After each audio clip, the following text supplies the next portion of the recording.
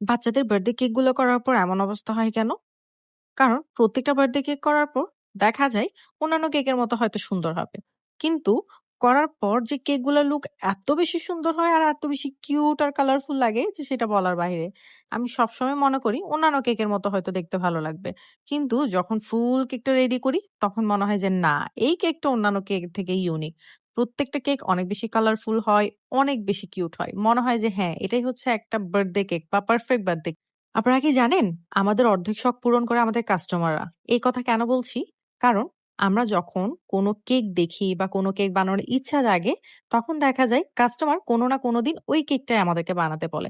তখন কাস্টমারের ডিমান্ডে হলেও আমরা সেই কেকটা বানাতে পারি আর আমাদের ইচ্ছাটাও পূরণ হয়। সেজন্যই বললাম যে কাস্টমার আমাদের অনেক শখ পূরণ করে ফেলে। যেহেতু আমরা কেক বেকার আর আমরা হচ্ছে এই কেক নিয়ে কাজ করে থাকি। তো কেকের যে ডিজাইন গুলা বা ইউনিক যে ডিজাইন গুলা আমরা প্রতিনিয়ত দেখি, চেষ্টা করি ওগুলা বানানোর জন্য। এখন বাসায় তো এমনি কেক বানানো যাবে না। আর সেই কেকটা খাওয়াও যাবে না। কারণ যারা কেক বানায় তারাই জানে তাদের বাসায় কেক কেউই খায় না। তো এত বড় কেক বানাই কি করব? তো দেখা যায় পরবর্তীতে কাস্টমারই আমাদেরকে সেই থিম গুলা দিয়ে থাকে বা ডিজাইন গুলা দিয়ে থাকে, যেগুলো আমরা তাদের জন্য বানিয়ে থাকি।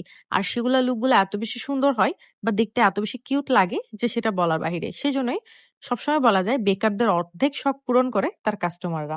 আর কাস্টমারদের চাহিদা অনুযায়ী আমরা সবসময় চেষ্টা করি তাদেরকে পারফেক্ট জিনিসটা দেয়ার জন্য।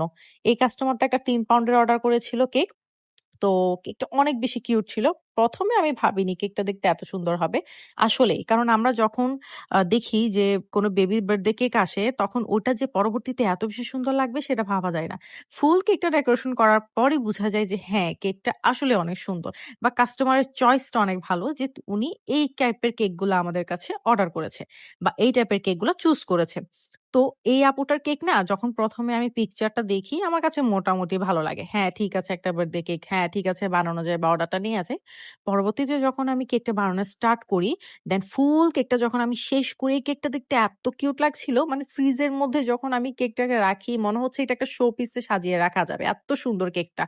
আর আমি নিজে বানিয়েছি বলে তাই না। আপনারা নিজেই অবশ্যই আমাকে জানাবেন কমেন্ট বক্সের মধ্যে যে এটা আসলেই সুন্দর হয়েছে কিনা।